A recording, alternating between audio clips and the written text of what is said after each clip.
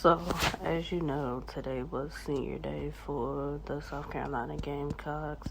Prior to the game, Don Stanley and staff showed love to their fellow seniors, Aliyah Grissett, Victoria Saxton, Destiny Littleton, and E. Westlake. Now, normally senior day, you start all your seniors. Don Stanley said she wasn't going with the tradition of that because South Carolina's trying to clinch number one in the SEC tournament. So that's understandable. And they played Tennessee today. This is the first time in 11 years that College Game Day was there in South Carolina. With this game, you had Andrea Carter on the call with ESPN and some of the other ladies. This game was showed on regular TV, ABC, on regular TV for millions to view it. It was a sold-out arena.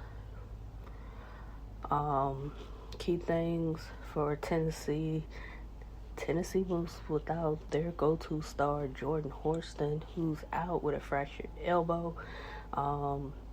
They asked Kelly Harper whether she's going to need surgery. They really don't know as of yet, but she's out. She injured herself in the last game that Tennessee played that they lost. That was unfortunate for them because they're already out with Green as far as her knee, and another player who injured their foot prior to the season starting. So Tennessee came in a little unmanned. Whereas on the other side for South Carolina, they had Camila Cardozo. She was back from her ankle injury, so basically South Carolina had their full team. Aliyah Boston tied Sylvia Fowles on the all-time double-doubles list. So that was a great thing about the game today. And South Carolina got the win. It wasn't too much that Tennessee can do with South Carolina.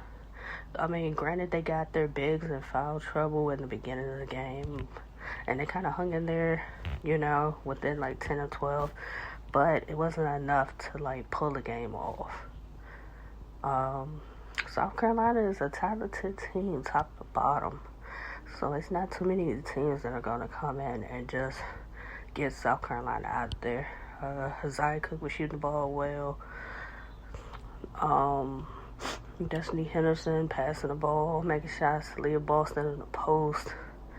I think Tennessee kind of went downhill once Tamari Key was in some foul trouble, once Alexis Dye got in some foul trouble. But Ray Burrell played a fairly decent game. She missed 12 games in the beginning of the season, but since she's been back, she was coming off the bench, but she's back in the starting lineup. She's kind of putting it back together. She's looked at as a first-round pick in the draft. She's a bucket getter. I think she needs to look for a shot more. I think Tennessee just didn't have enough offense to go and match with South Carolina. No matter who South Carolina put in, they can get a bucket. They can get a block. They can get a block. South Carolina has a lot of length.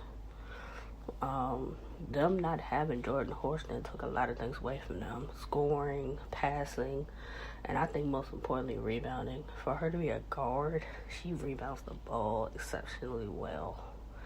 So I think that's the biggest blow to not having Jordan Horston. I think Jordan Horston would have gave a little more fight going up against Destiny Henderson and Zia Cook and some of the other players that they bring off the bench to play the guard position. Good win for South Carolina.